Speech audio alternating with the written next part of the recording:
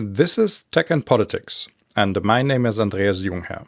Welcome back to the podcast accompanying the lecture series Digital Media in Politics and Society at the University of Bamberg. In this and the following episodes, we will be talking about computational social science, CSS for short. In our last session, we talked about digital media, their characteristics, and how they are affecting politics and society. Before we will discuss these questions in greater detail in later sessions, we need to talk about how digital media have extended the options available to scientists to examine society, digital media, and the interconnection between the two. This is why we need to talk about computational social science, or CSS for short. Computational social science is an interdisciplinary scientific field that studies human behavior and social systems using computational methods and research practices. This includes developing and testing theoretical assumptions, but also the systematic description of the behavior of people, organizations, institutions, and complex socio-technical systems. A defining characteristic of CSS is the close interdisciplinary cooperation between social science, computer science, and natural sciences. Different research fields complement each other in the investigation of social phenomena and processes through their different perspectives and core competencies. The aim of CSS is both to understand new social phenomena triggered by digitalization and to develop new perspectives on classic research interests in the social sciences. Both endeavors are significantly shaped by the use of new datasets and analytical methods made available through digital technology. In this session, we will be laying some foundations for using CSS to better understand the impact of digital media on politics and society. We will discuss what the term computational social science means and what makes this approach different from other approaches in the social sciences. After this, I will walk you through a typical project pipeline in CSS. Then, we are ready to talk about two prominent approaches of CSS within political science, text analysis, and the work with digital trace data. But as a start, let's see what people mean when they talk about computational social science. Let's start with the promises of computational social science. Reading accounts of computational social science, one cannot help but feel excitement about their transformational potential for the social sciences. In one of the foundational articles sketching the outlines and potentials of the emerging subfield of computational social science, David Lazar and colleagues wrote in 2009, and I quote, "A computational social science is emerging that leverages the capacity to collect and analyze data with an unprecedented breadth and depth and scale. These vast, emerging datasets and how people interact surely offer qualitatively new perspectives on collective human behavior." End quote. More recently, Anastasia Boyalskaya and colleagues reiterate this early optimism, and I quote, "Social science is entering a golden age, marked by the confluence of explosive growth in new data and analytic methods, interdisciplinary approaches, and a recognition that these ingredients are necessary to solve the more challenging problems facing our world." End quote. Mark Koischnik and colleagues expect that, and I quote, "CSS has the potential to accomplish for sociology what the introduction of econometrics did for economics in the past half-century, i.e., to provide the relevant analytical tools and data needed to rigorously address the core questions of the discipline. The new CSS-related data sources and analytical tools provide an excellent fit with the sociological tradition interested primarily in the explanation of networked social systems and their dynamics." End quote. These are just three examples, but many accounts of computational social science voice similar optimism regarding the promise they expect CSS to hold for the study of societies and human behavior. These promises usually come in two forms. The first promise focuses on the increased coverage of social phenomena and human behavior through digital trace data and digital sensors. The second goes even further and expects a transformation of the nature of the social sciences. On the most fundamental level, CSS can be understood as a response to the growing availability of data. The ever more intensive and diverse use of digital technology creates a constantly growing reservoir of data that documents individual behavior and social life in ever higher resolution. Laza and colleagues described this potential already in 2009. And I quote, "Each of these transactions leaves digital traces that can be compiled into comprehensive pictures of both individual and group behavior, with the potential to transform our understanding of our lives, organizations, and societies." End quote. Digital technology provides new types of data, offers new and broader approaches for the measurement of the world and social life through sensors and devices, and through digitization makes available and computable vast amounts of previously collected data that up until now could only be analyzed within the limits of their analog form. The enthusiasm seems therefore more than justified. First, any interaction of users with online services creates data traces, hence the term digital trace data. In principle, digital trace data provide a comprehensive account of user behavior with and mediated by digital services. This makes these data highly promising for social scientists, since they promise to provide a comprehensive account of those behavioral and social phenomena that happen on digital services or are mediated by them. Examples for phenomena like these are interaction patterns in political talk online, public interactions with news on digital media, or digital political activism. Additionally, behavioral and social phenomena not primarily associated with digital media but connected to them become also visible in digital trace data.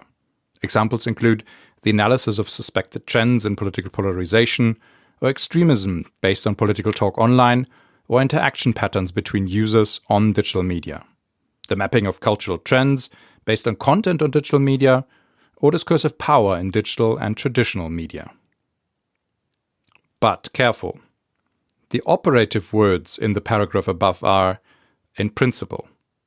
In practice, most digital traces remain out of reach of most researchers. While digital media companies have access to vast troves of digital traces emerging from the users of their digital services, researchers have only access to highly limited slices of these data that companies choose to make available to them.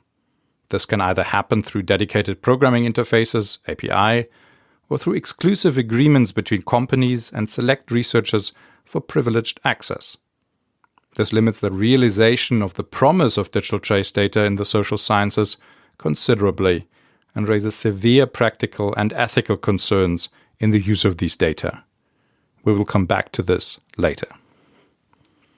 Second, digital technology also extends the number and reach of sensors measuring the world.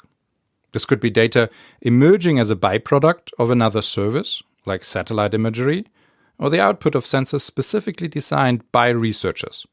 In principle, this data type is only bound to increase with the availability and wide distribution of the Internet of Things and connected devices.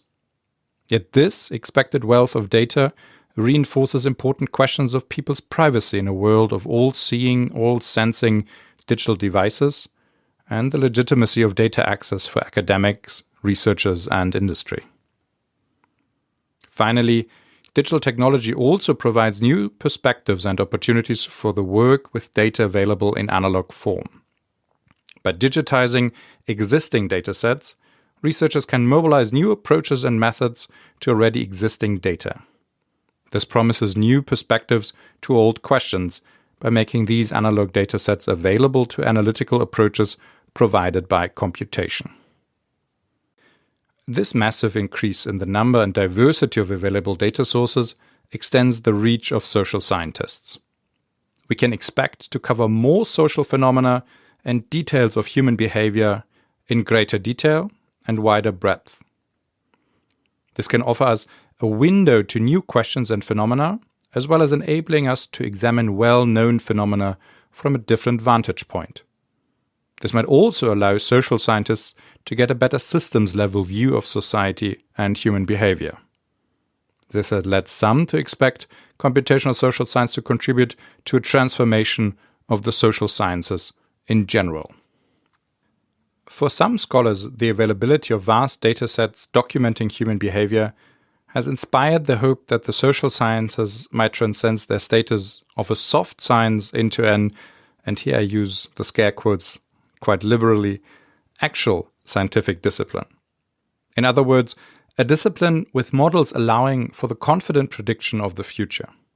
In this view, more data do not only mean an increase of the coverage of social processes or human behavior, but actually would allow for, and here I quote Duncan Watts, a measurement revolution in the social sciences. Thus, social science might transcend its current state of after-the-fact explanation and evolve into a science with true predictive power. This hope rests on a view of society as being shaped by underlying context-independent laws that have mostly remained invisible to scientists due to the lack of opportunities to acquire data that can now be accessed. We can find many studies that illustrate the first promise of computational social science. Increases in data documenting social phenomena and human behavior are significantly extending the toolbox available to social scientists. Here, CSS is proving to be a success and to become ever more important as access to data and knowledge about methods increase and diffuse among social scientists. The second expectation, which you can either take as a promise or a threat depending on your faith-based affiliations, of a transformation of social science into a more strictly predictive science remains unfulfilled as of yet. While the faithful might be tempted to treat this as an indicator that we simply need even more data, it might be more plausible that the nature of the social sciences resists this sort of transformation. The subject of social science is the examination of context-dependent phenomena. This makes prediction in the social sciences an instrument of theory testing, and not primarily an instrument of planning and design, as for example in engineering or physics. While CSS might increase the reach and grasp of social scientists, it does not necessarily make us into sociophysicists, nor is it a tragedy if it won't. But what is computational social science, besides it providing social scientists with new data? Let's try our hands at a definition. While it is true that digitally induced data riches were a decisive factor in the establishment of computational social science, CSS is more than the computational analysis of digital data. Sure, early work in CSS might have spent more time and enthusiasm in the counting of digital metrics and the charting of new datasets than strictly necessary. Also, this somewhat limited activity, combined with the hardly contained exuberance of some early proponents of CSS, might have given rise to the caricature of CSS as a somewhat complicated effort at counting social media data. More generally, it is limiting to focus definitions of CSS on specific topical subfields. It is true that much early work in CSS focused on digital communication environments, but this is more an artifact of early availability and accessibility of datasets documenting user behavior on social media, especially Facebook and Twitter, than a constitutive feature of CSS. Instead, CSS is the scientific examination of society with digital datasets and computational methods. This can extend to the examination of digitally enabled phenomena, but does not have to stop there. For one, far more and more diverse datasets are now available than in the early days of computational social science 10 years ago. As a result, current research in CSS no longer works primarily with social media data, but instead uses far more diverse datasets. Examples include large text corpora documenting news reporting or literature, historical and current parliamentary speeches, as well as images or video data. At the same time, historical data records are increasingly being made digitally accessible and provide rich opportunities in the social sciences. At the same time, there's growing awareness among practitioners of computational social science for the need of providing stronger connections between CSS studies and social science theory. This holds for connections to established theories, as well as the development of new theoretical accounts. In order to characterize computational social science, exclusively data and method-centric definitions of CSS are therefore too one-sided and consequently outdated. In 2021, Yannis Theocharis and I suggested a definition of CSS taking current developments into account while also foregrounding what differentiates CSS from other approaches in the social sciences. And I quote, "We define computational social science as an interdisciplinary scientific field in which contributions develop and test theories or provide systematic descriptions of human, organizational, and institutional behavior through the use of computational methods and practices." On the most basic level, this can mean the use of standardized computational methods on well-structured datasets, e.g., applying an off-the-shelf dictionary to calculate how often specific words are used in hundreds of political speeches. Or, at more advanced levels, the development of extensive modification of specific software solutions dedicated to solving analytically intensive problems, e.g., from developing dedicated software solutions for the automated collection and preparation of large unstructured datasets to writing code for performing simulations. End quote. In this definition, the specific properties of new datasets take a backseat. Instead, the definition foregrounds theory-driven work with computational methods in the social sciences.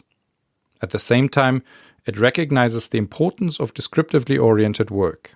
This is important not least because CSS opens up new types of behavior and phenomena that only arise as a result of digitization, or which were previously beyond the grasp of social scientists.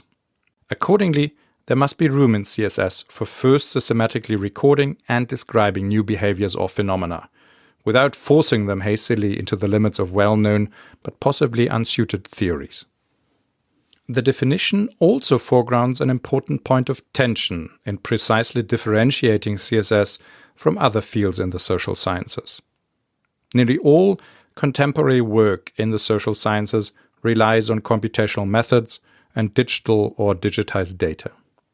This includes the storage and processing of digital data, such as digital text, image, or audio files, computationally assisted data analysis, such as regression analyses, or data collection through digital sensors, such as eye tracking or Internet of Things-enabled devices. In this work, computation is often a necessary precondition. For example, while it is possible to run multiple regressions with pen and paper, the success of this method in the social sciences depends on the digital representation of the underlying datasets and computational resources available to process the data. In the most general reading of the provided definition, the use of any computational method in data handling and analysis would qualify as computational social science.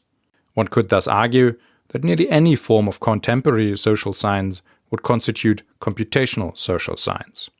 Obviously, this is not helpful in identifying constituting elements of the field and subsequent potentials and challenges.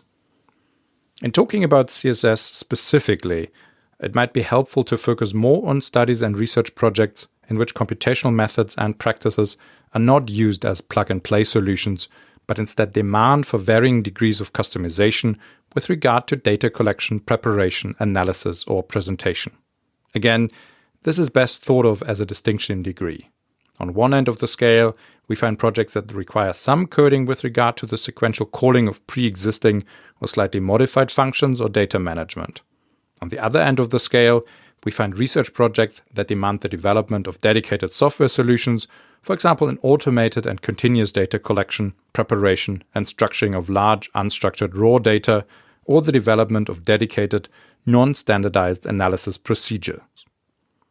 Projects at different ends of this scale share issues arising from their focus on social behavior, systems, or phenomena, but they vary significantly with regard to their computational demands. Projects that use standardized computational methods might thus be basically indistinguishable from other areas in empirical social science research. On the other hand, projects at the other end of the scale are likely to face challenges indistinguishable from software development in computer science. Any conceptualization of computational social science should thus not be tied to a specific set of methods, datasets, or research interests. Instead, the constituting element of CSS, differentiating it from other approaches in the social sciences, is the degree to which research projects demand the inclusion and development of computational methods and practices over the course of a project. At the same time, CSS is a specific subfield in computer research in that it focuses on social systems and phenomena. Consequently, approaches and methods have to account for the specific conditions of this research area. Computational social science occupies a bridging position between the social sciences, computer science, and related disciplines. This enables researchers to conduct interdisciplinary research into both new and already known social phenomena by combining social science theories and methods, as well as concepts and methods from computer science. In this bridging function, CSS gives the social sciences access to advanced computational approaches and methods, while opening up subjects of study in the social sciences to computer science and related disciplines. In the dialogue between the disciplines, CSS contributes to the institutionalized transfer of knowledge and practices and helps at overcoming historically grown barriers between fields. If successful, computational social science does more than just transfer knowledge or methods. It combines theoretical and methodological approaches from related disciplines into viable concepts and research designs, and applies them in order to establish scientific knowledge on social phenomena. Well, on that lofty note, let's close it for now. In the next episode, we will have a look at the project pipeline of a typical CSS project. As always, the script to this episode can be found come Thursday online on the course website. This is digitalmedia.andreasjungherr.de. There, you will find detailed sources, references to further reading, and preparatory questions for the exam. This was Tech and Politics, the podcast of the Chair for the Governance of Complex and Innovative Technological Systems at the University of Bamberg. I am Andreas Jungherr. Have fun reading and see you soon.